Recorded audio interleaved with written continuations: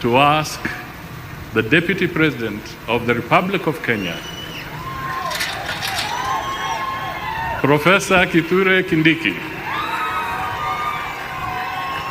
to come forward and make his remarks, and thereafter invite His Excellency the President to speak to us. Makofi tafadhali.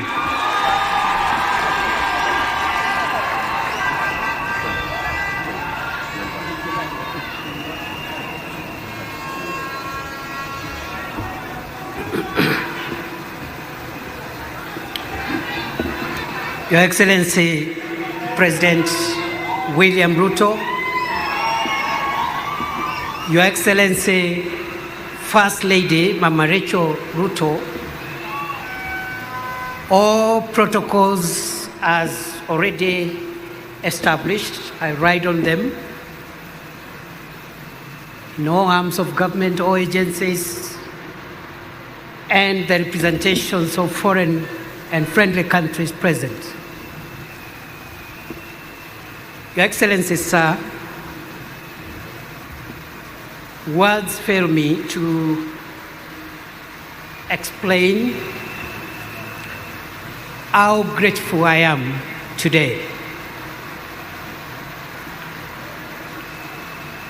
I'll say that I am grateful to Almighty God who orders the steps and the affairs of every human being on earth. I am grateful to you, sir, for the honor you have given me to serve under you. Your Excellency, I've been your political student for nearly 20 years now, and nothing in the political space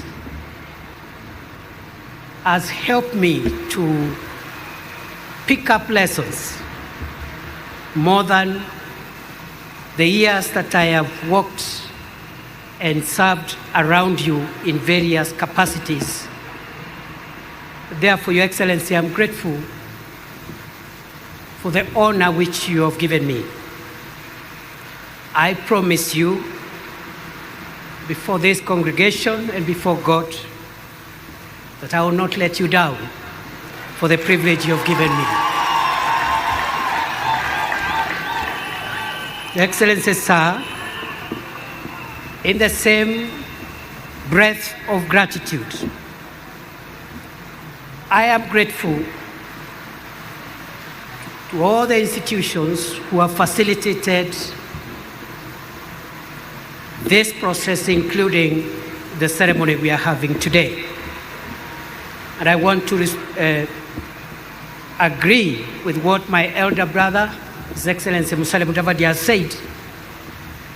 Whatever has happened in the last few weeks, and indeed in the recent past, is a testament of the maturity of our democracy, and is a testament that our institutions work.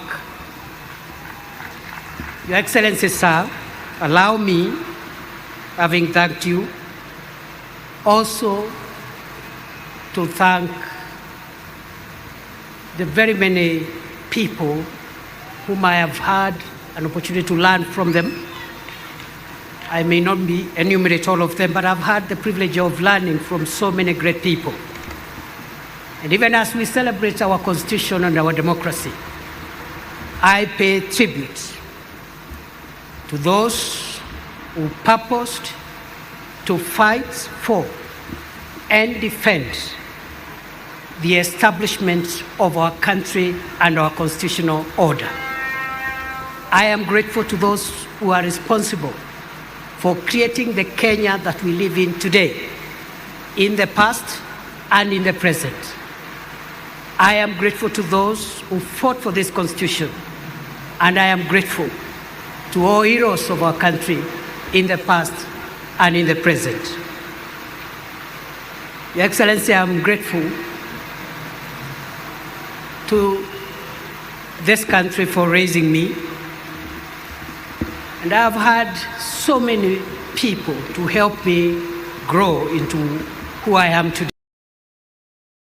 And therefore, as I discharge the burden that you have placed me, Your Excellency, the burden you have placed on my shoulders, I am grateful that I will discharge that burden with the benefit of having grown and continuing to grow under the feet of not just my father and mother who gave birth to me, but the many elders of their generation who helped me to shape and make me what I am today over time.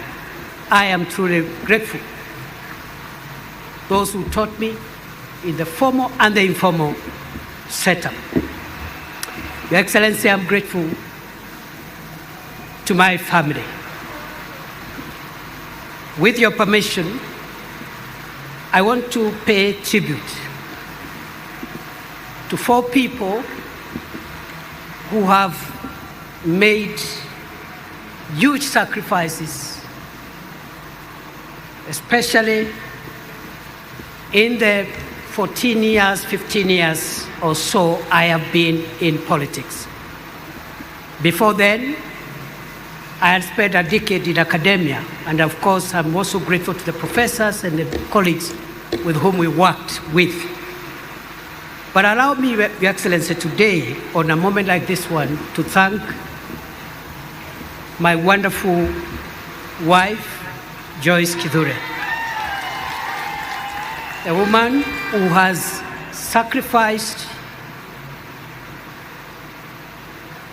a professional in her own right, but who has sacrificed to raise our 3 children, Imani, Neema, and Mwende. Many days and nights of my absence as I served the country in different roles. I am very grateful to my wife and the children for being the foundation and providing the support that I have always required as I navigate this difficult space of public service. Having finished with gratitude, Your Excellency, I'll say 2 things before I invite you. The first is to affirm that throughout my journey, culminating with this moment, I have come to believe that Kenya is the country of possibility. Your Excellency,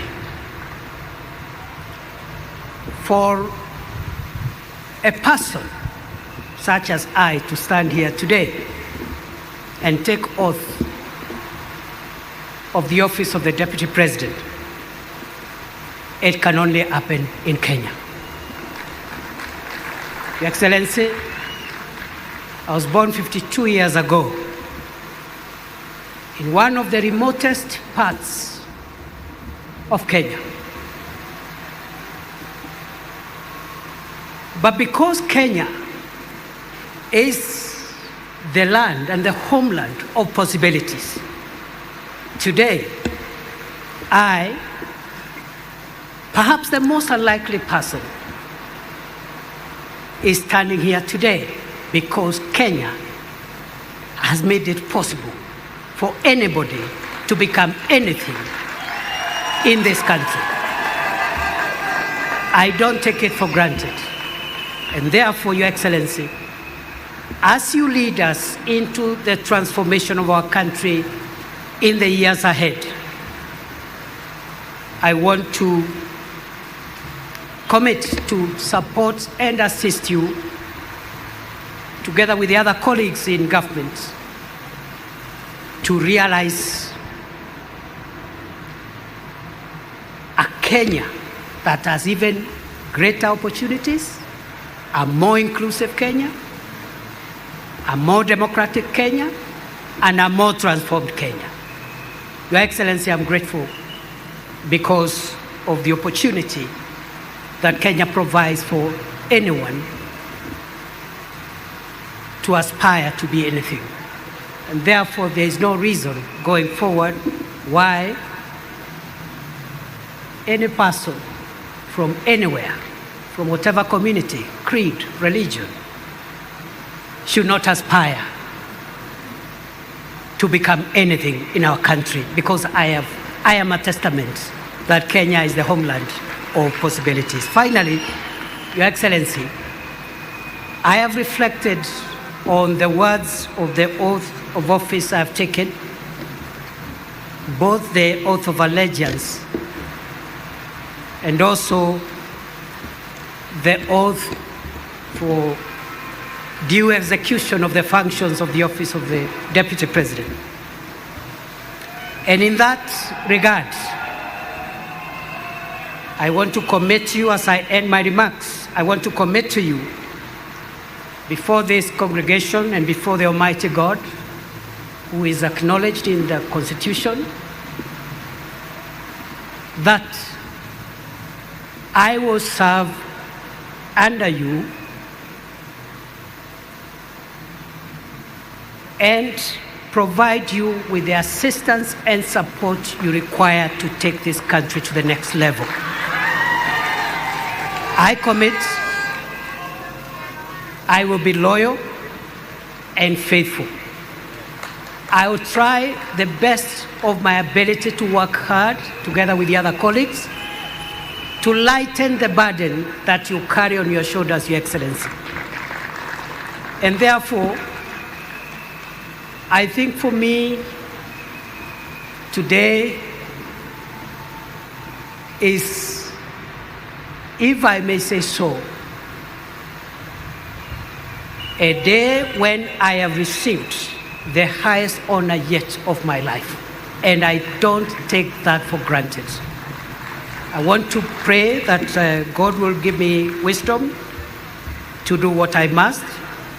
And to the colleagues whom we have worked with and will continue to work with, I want to say that I'll provide continuity